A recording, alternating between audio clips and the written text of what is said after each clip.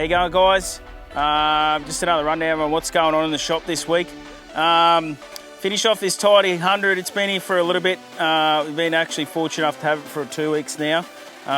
Just to iron out a few noises in the front end as well. Fix some dry plate flange free play in the front. The 100s are quite common to wear that dry plate flange out between the CV and the wheel bearing hub. We fixed that. Once we noticed that noise gone from the dry plate flanges, it actually, the front diff bushes had a fair bit of movement in it and was smacking down on that lower bash plate. So got some front diff bushes in there as well. This is the one we did the intake clean valve clearances on. And it's all happy days and be back to the customer. Let's go in the shop and check the rest out. Eddie's nice N70. This was in here last week. We just did the parabolic rear leaves and Oztec lift on it. This week we're doing NPC clutch and flywheel. Obviously there's no clutch in there now. We've already thrown that in the car.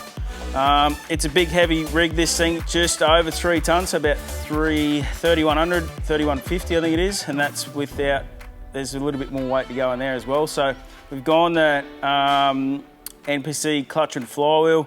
We did intake clean on a while ago, and then it'll be on the dyno this afternoon, and just try and lift that power and torque just to get some, just to make it a nice rig to drive, being so heavy.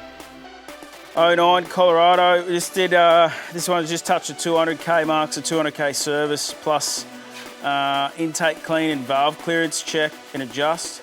If you've got a diesel and you haven't had any of those done, I think you should get it sorted. One of the first things you should do on a diesel if you've just purchased it as well. This is the intake off it. It's been in the bath overnight, so we bath these and yeah, this one will go on another car. On these RCs, they're quite common. Those screws in here and that swirl flap on the RCs are very common to fall out, or any of the 4JJ1s.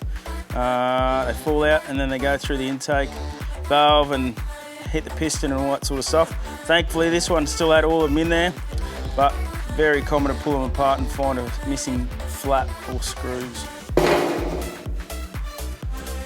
Isac's 3.2 Pajero, just did a 400k service on this one. It's been coming here since about 300,000.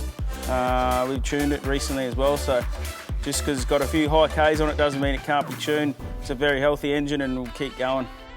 Project 200, had this for a few weeks now, just trying to get it sorted. Broke down up north in some water. Just trying to get the bottom of it, trying to get it to start, and hopefully we can get to the bottom of it this week. Ben's tidy N70, this one's an 09. Just come in for another 200k service, so major service. Intake clean, HPD catch can, and we're just doing a couple of pre-runs on it now before we pull that manifold and pull the manifold, full EGR delete, and then we'll tune it later on tomorrow. Should make some healthy gains.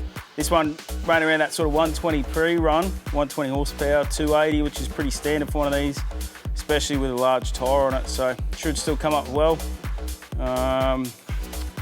Another quick one. These map filter, so that's a map filter. Most Toyotas have a map filter.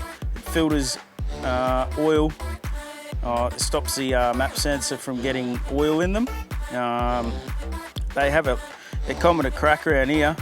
I'll just throw some pressure in here and you'll see see why they're important. So it's that there would be typical boost pressure leaking out of the inlet manifold to the map sensor, so the map sensor would be getting an incorrect reading, causing a low power or typical underboost DTCs or limp mode. So just got this solution here. It's a stainless bodied map filter, just to handle larger boost, or they physically can't crack because they're not plastic. Anything plastic in an engine in a manifold will crack over time. Righto, another solid week here, guys. Thanks for all your support. Cheers.